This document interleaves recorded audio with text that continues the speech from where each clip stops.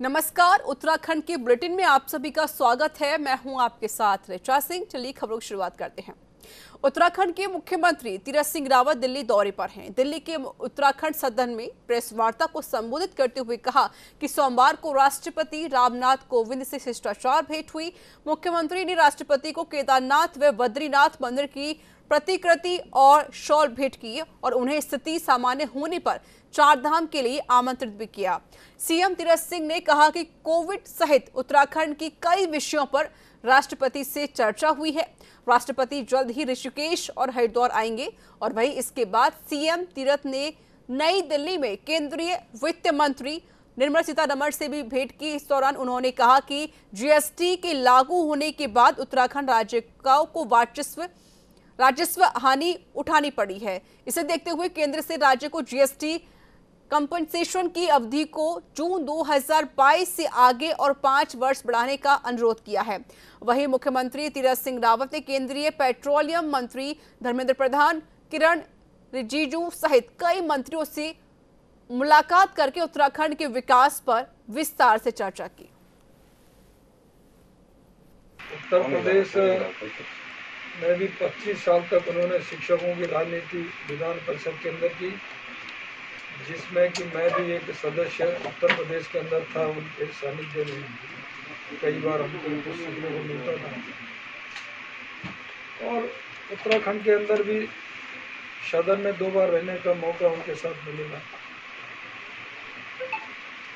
वो हर समय तो वहीं मुख्यमंत्री तीरथ सिंह रावत दिल्ली दौरे पर हैं, जहां उन्होंने आज नई दिल्ली स्थित उत्तराखंड सदन में नव स्थापित हिमाद्री एम्पोरियम का निरीक्षण किया है।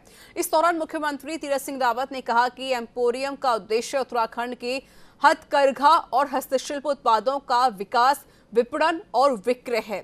इस एम्पोरियम की स्थापना से सदन में आने वाली अतिथि और आगंतुक उत्तराखंड के विभिन्न उत्पादों से परिचित हो सकेंगे। आत्मनिर्भर भारत के लिए शिल्पकारों और बुनकरों को प्रोत्साहित करना बेहद जरूरी है।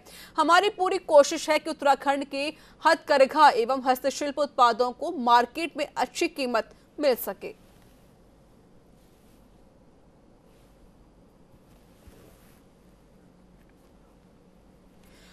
तो उत्तराखंड में कोविड महामारी भले ही आमजन की कमर तोड़ने में कसर नहीं छोड़ी, लेकिन राज्य सरकार ने संक्रमण की बचाव और रोकथाम को लेकर कई प्रयास किए और इसी क्रम में उत्तराखंड के मुख्यमंत्री तीरथ सिंह रावत ने वात्सल्य योजना की शुरुआत की है और ऐसे में इस योजना की जानकारी और इससे होने वाले लाभान्वित को लेकर रिपोर्ट देखिए। मेरा नाम प्रतीक्षा बोल रहा है। मैं क्लास 1 में पढ़ती हूँ। मेरा नाम रश्मि बोल रहा है। मैं क्लास 6 में पढ़ती हूँ। उत्तराखंड में प्रदेश सरकार के प्रयास से कोविड के मामलों की संख्या में काफी कमी आई है, लेकिन कोविड की इस लड़ाई में कई बच्चों के सिर से उनके माता पिता का साया हमेशा के लिए छीन लिया।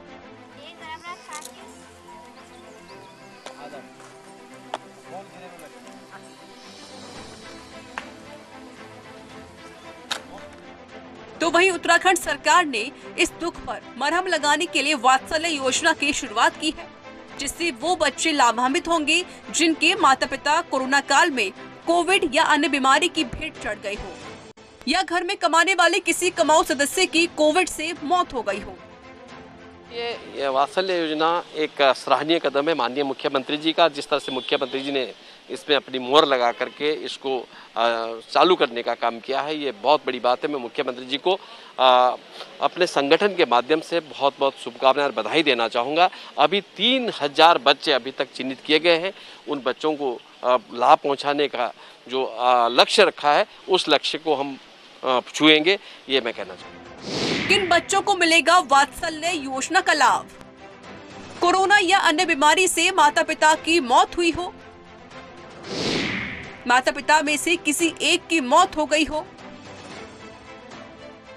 परिवार के कमाऊ सदस्य की मौत हो गई हो, माता पिता के पूर्व में मौत के बाद संरक्षक की भी मौत हो गई हो। 21 साल तक के प्रभावित बच्चों को योजना का मिलेगा लाभ। 21 साल की उम्र होने तक प्रभावित बच्चों को मिलेंगे 3000 रुपए। मुख्यमंत्री तीरथ सिंह रावत की घोषणा के बाद वात्सल्य योजना को 18 दिन के अंदर ही कैबिनेट की मंजूरी मिल गई थी, जिससे वात्सल्य योजना के अंतर्गत आने वाले बच्चों को 21 साल की उम्र तक हर महीने 3000 रुपए की आर्थिक सहायता के साथ ही बच्चों की पैतृक संपत्ति की भी सुरक्षा की जाएगी, जिसके लिए डीएम नोडल अधिकारी होंगे। बाल आयोग के आंकड़ों के मुताबिक वात्सल्य योजना के अंतर्गत अभी तक 400 बच्चों के पंजीकरण हो चुके हैं, जबकि बाकी सभी बच्चों को भी चिन्हित करके उनका पंजीकरण भी जल्द किया जाएगा। देखिए, जो आंकड़े सामने आए हैं वो लगभग 400 के आसपास ही हैं और आवश्यकता इस चीज़ की है कि इसमें फिजिकल सत्यापन होना बहुत ज़्यादा ज़रूरी है, क्योंकि जब तक फिजिकल सत्यापन नहीं होगा तब तक एक्चुअल आंकड़े आने संभव नहीं है। इसलिए आवश्यकता इस चीज़ की कि विभागीय स्तर पर इसको बहुत ज़्यादा गंभीरता से लेते हुए इस पर आंकड़े प्रॉपरली सत्यापन होना चाहिए, फिजिकल सत्यापन होना चाहिए। तो जो आंकड़े आएंगे उसी के आधार पर इस योजना का हर बच्चे को बेनिफिट मिलेगा। अदरवाइज़ इस तरह से कि आंकड़े आए, कुछ लोगों के आए और कुछ बच्चों के नहीं आए, क्योंकि अभी इंटीरियर से आंकड़े आने बाकी थे। तो ये बाल आयोग में हम लोगों ने इसको लगभग 2 महीने पहले हम लोगों ने इन सब चीज़ों को लेकर काफ़ी चिंता व्यक्त की। पूरे देश के साथ साथ उत्तराखंड में भी कोविड संक्रमण का खासा असर दिखा, लेकिन इस कोरोना काल में उत्तराखंड सरकार की भूमिका भी काफी ज्यादा अहम रही, जिसने न केवल कोरोना काल में लोगों की सुरक्षा के लिए खुद को झोंक दिया, उत्तराखंड सरकार ने सही समय पर सही फैसले करके कई लोगों की जान बचाई। बहरहाल सरकार की ये योजना उन बच्चों का सहारा बनेगी जिनके सिर से माता पिता का साया हमेशा के लिए उठ चुका हो। न्यूज इंडिया से देहरादून डेस्क की रिपोर्ट। रक्तदाता दिवस के अवसर पर ऋषिकेश में रक्तदान शिविर का आयोजन किया गया। इस मौके पर पूर्व सीएम त्रिवेंद्र सिंह रावत रक्तदान शिविर पहुंचे और रक्तदान करने वाले लोगों का उत्साहवर्धन किया। साथ ही पूर्व सीएम ने रक्तदान करने वाले लोगों को शॉल ओढ़ाकर सम्मानित किया और प्रशस्ति पत्र भी भेंट किए। वहीं पूर्व सीएम सीएम तीरथ सिंह ने लोगों से बढ़ चढ़कर रक्तदान करने की अपील की।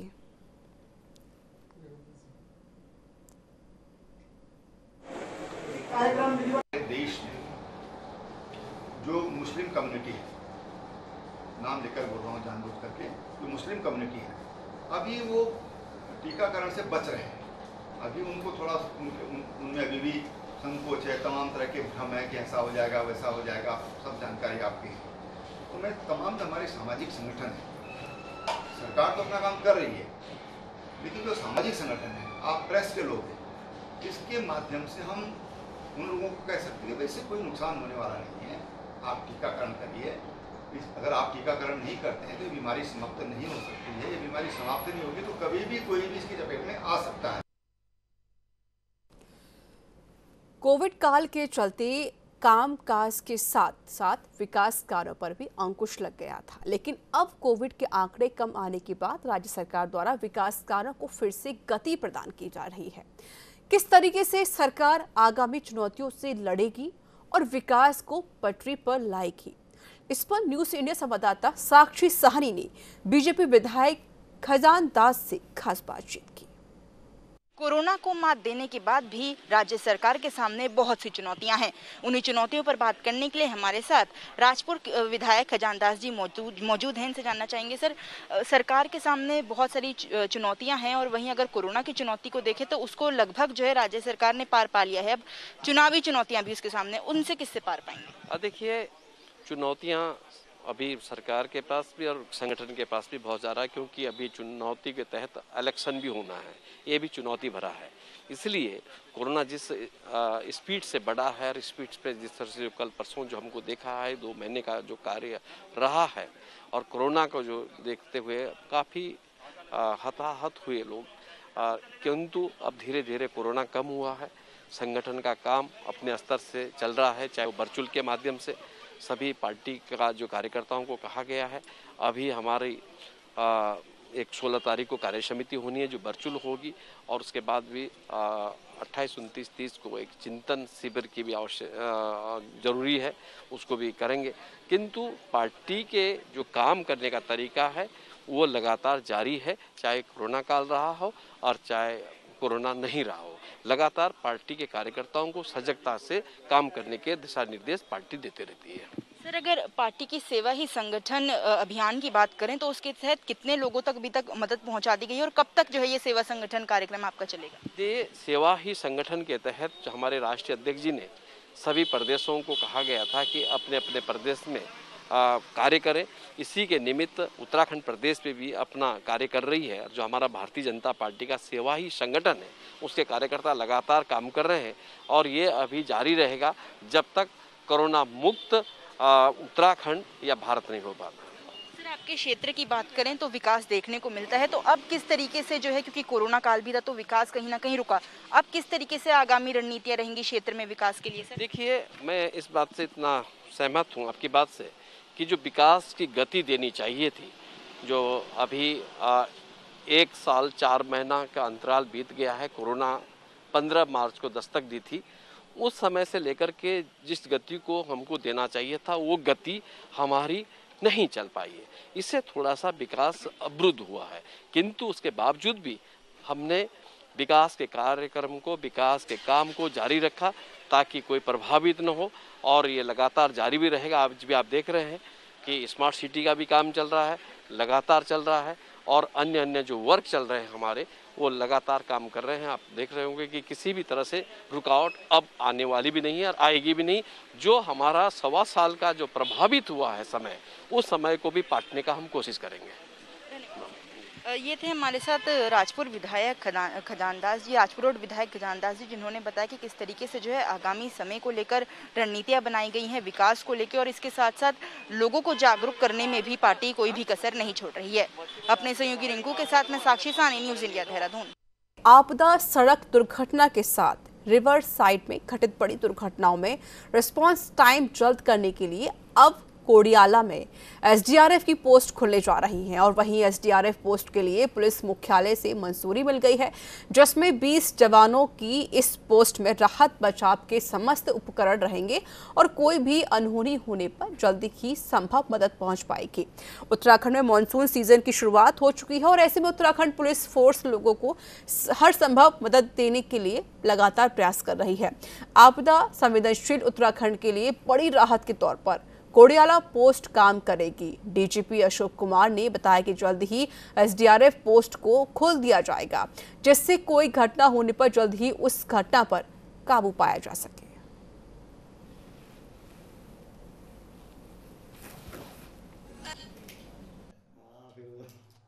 और हमारी उसकी एसडीआरएफ की पोस्ट जो है वो सभी ऑपरेशनल हैं, सब जगह हमने पूरी तरह ब्रीफ कर दिया है। एक नई पोस्ट हम ब्यासी या कोडियाला में भी खोलने वाले हैं, क्योंकि वो तोता घाटी में ज़्यादा ही घटनाएं होती रहती हैं, तो जिससे कि वहाँ रिलीफ और जल्दी पहुँचा सकें। तो ये हमारी वो है कि एकदम बड़ी अलर्ट पे रहेंगे हमारे सभी लोग और रिस्पॉन्स टाइम जितना अच्छा हो सके।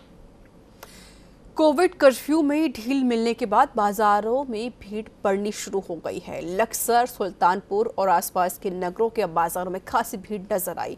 कोरोना के खतरे से बेपरवाह लोग दुकानों पर नियमों की पालना भी करना भूल गए और सोशल डिस्टेंसिंग की जमकर धज्जियां उड़ाते हुए नजर आए। साथ ही कई लोग बिना मास्क के भी नजर आए। वहीं दुकानदारों का कहना है कि वे सरकार की गाइडलाइंस का पूरा पालन कर रहे हैं और ग्राहकों को भी उसके प्रति जागरूक कर रहे हैं। जितने भी ग्राहक दुकानदार के आ रहे हैं, सभी दुकानदार सहयोग में सरकार की गाइडलाइंस का सहयोग करते हुए उन्हें समझा भी रहे हैं और कह भी रहे हैं भाई मास्क लगाओ। जो नहीं लगाता है उसे समझा भी रहे हैं और प्रत्येक व्यक्ति जो है कहा जा रहा है और थोड़ा सा बाजार में छूट मिलने के लिए भी सरकार देने जा रही है। अभी आज शायद बहुत अच्छी गाइडलाइंस जारी हो। बाजार तो खुल गए हैं लेकिन अभी भी पब्लिक डरी हुई है, तो थोड़ा सा हमारा सरकार से यही आग्रह है कि थोड़ी सी छूट और मिले। सप्ताह में 3 दिन की बजाय 5 दिन खुले, जिससे थोड़ा सा व्यापारियों को कुछ आर्थिक रूप से सहायता मिले। कुछ वो मंगलौर कोतवाली पुलिस को बड़ी कामयाबी हाथ लगी है। दरअसल पुलिस ने वाहन चोर गिरोह के 5 सदस्यों को गिरफ्तार कर लिया है, जिनके पास से चोरी की 1 दर्जन बाइक बरामद की गई है।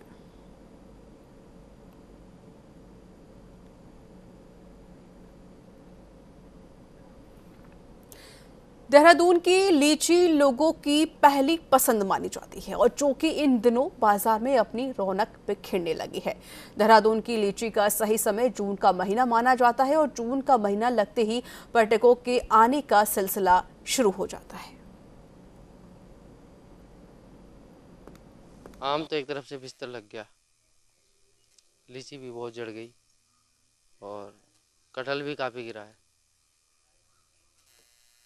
सरकार को ये चाहिए थोड़ी हमें सहायता करे किसानों की। इतना आया कि बहुत ज़्यादा लीची और आम नीचे गिर गए सारे ना, और काश्तकार परेशान है।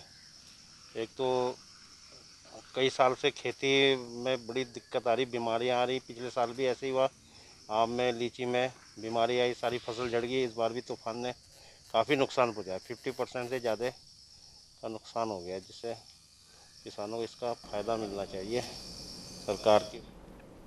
टिहरी जिले के नरेंद्रनगर में रायवाला प्रतीत नगर से रुद्रप्रयाग जा रही जीप हिंडोला खाड़ कुंजापुरी से 150 मीटर पहले पहाड़ से पत्थर गिरने से अनियंत्रित होकर पलट गई, जिसमें चालक सहित कुल 5 लोग सवार थे। वहीं चालक की घटनास्थल पर ही मौत हो गई है, जबकि वाहन में सवार अन्य लोग को घायल हो गए हैं, जिनको अस्पताल पहुंचा दिया गया है।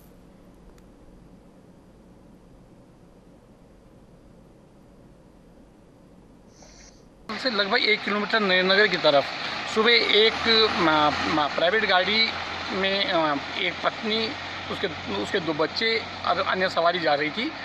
अचानक ऊपर से पत्थर गिरने से मौके पे ही ड्राइवर की जो स्थानीय था उसकी मृत्यु हो गई है और 2 बच्चे इंजर्ड हैं, जिनको एम्स ऋषिकेश रेफर कर दिया गया है। हरिद्वार के SMGN-PG कॉलेज के छात्र छात्राओं ने NSUI के शहर महासचिव याज्ञिक वर्मा के नेतृत्व में प्रदर्शन किया और 6 महीने की फीस माफ करने की मांग की।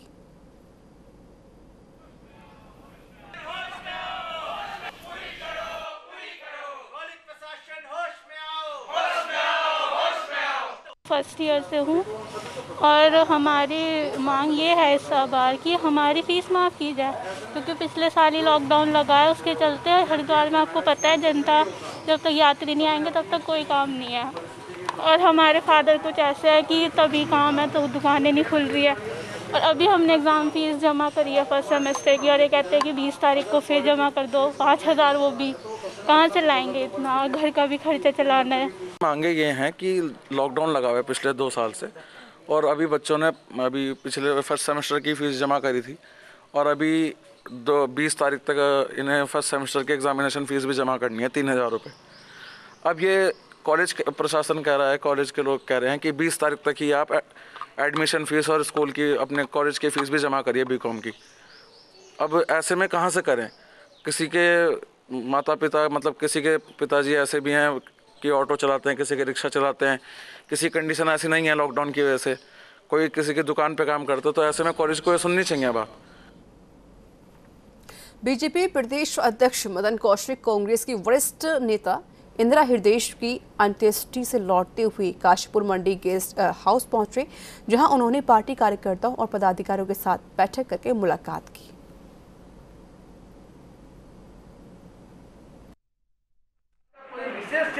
पहली वेव आई है, सेकंड अपने कार्यकर्ताओं के माध्यम से सेवाई संगठन पार्ट 1 और सेवाई संगठन पार्ट 2 जो अब चल रहा है, बड़ी ताकत के साथ जनता के बीच में काम किया। जहां हमारे युवा मोर्चे ने हजारों यूनिट ब्लड डोनेट करने का काम किया, वहीं महिला मोर्चे ने जहां ब्लड डोनेट किया, वहीं कम्युनिटी किचन चलाकर और अपने हाथों से मास्क सिलकर जनता में बांटने का काम किया। वहीं हमारे अन्य मोर्चों ने गांव में जाकर जहां लोगों को मास्क, सैनिटाइजर, जागरूक करना, काढ़ा बांटना, लोगों से मिलकर और उनके जांच कराना इत्यादि काम किए हैं। तो वहीं भारतीय जनता पार्टी ने प्रदेश में 15 बड़े कंट्रोल रूम चलाकर और लोगों की समस्याओं का समाधान किया है। उत्तराखंड कांग्रेस की कद्दावर नेता डॉक्टर इंदिरा हृदय पंचतत्व में विलीन हो गई हैं। रानीबाग के चित्रशिला घाट पर उनका अंतिम संस्कार किया गया। उनके अंतिम संस्कार के लिए लोगों की भारी भीड़ उमड़ पड़ी। इससे पहले आज सुबह अंतिम दर्शनों के लिए उनका पार्थिव शरीर रखा गया, जहां मुख्यमंत्री तीरथ सिंह रावत, पूर्व मुख्यमंत्री हरीश रावत सहित बीजेपी और कांग्रेस के कई नेता उन्हें भावपूर्ण श्रद्धांजलि देने के लिए पहुंचे।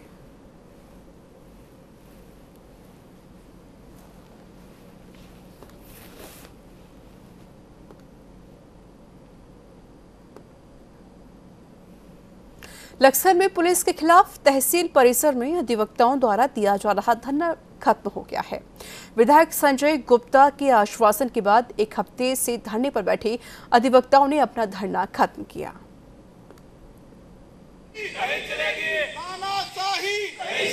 के संबंध में जो ये चल रहा था, जिसमें हमारा धरना चल रहा था, विधायक जी को हमने एक वो दिया है और विधायक जी ने हमें पूरी तरह से आश्वस्त किया है और हमारी तीनों मांगों को, जिसमें पुलिस वालों का जो दोषी पुलिस वाले हैं उनका ट्रांसफर या निलंबन, और जो है इस केस की जो है जांच किसी दूसरे थाने के द्वारा और केस वापसी के लिए पूरा आश्वस्त किया है, जिससे जो है एडवोकेट बार एसोसिएशन व सिविल बार एसोसिएशन पूरी तरह संतुष्ट है और ये धरना आज समाप्त किया जाता है। तो जो अभिषेक है ये मेरा भतीजा भी है, क्योंकि इनके जो फादर थे वो अब हमारे बीच नहीं रहे, उनके ये पुत्र हैं और वो मेरे क्लासमेट थे। मुझे बहुत दुख हुआ कि अभिषेक के साथ ऐसी कोई घटना घटित हुई है। मैंने ऊपर कप्तान साहब से भी बात की थी और जो सीओ साहब को यहाँ बुलाया था, ये तो हमारे सभी अधिवक्ताओं की मांग थी कि जांच चेंज हो। कांग्रेस की वरिष्ठ नेता और नेता प्रतिपक्ष इंदिरा हृदयेश पंचतत्व में विलीन हो गई हैं और उनके अंतिम दर्शन के लिए हजारों की संख्या में लोगों की भीड़ उमड़ी। सभी ने नम आंखों से उनको अंतिम विदाई दी। आज तो एक दुखद समय है कि उत्तराखंड में हमारी जो प्रतिपक्ष की नेता हैं और राजनीति से हटकर हम सबके तो अभिभावक की तरह रही। इंदिरा हृदयेश जी से राजनीतिक संबंध के अलावा व्यक्तिगत तौर पे हम लोगों के बड़े अच्छे संबंध रहे हैं और मुझे आज ज़रूर, जब मैं बीमार था उस दौरान लगातार इंदिरा हृदयेश जी का मुझे फ़ोन मेरे तबीयत के लिए आता था और बहुत ही भावुक महिला थी। उनका आशीर्वाद सदैव हम लोगों के साथ बहुत समय तक रहता था। बड़ा दुख का विषय आज उनका, जिस तरह से उनका अचानक देहांत हुआ है। तो इसी के साथ इस बुलेटिन में इतना ही। नमस्कार।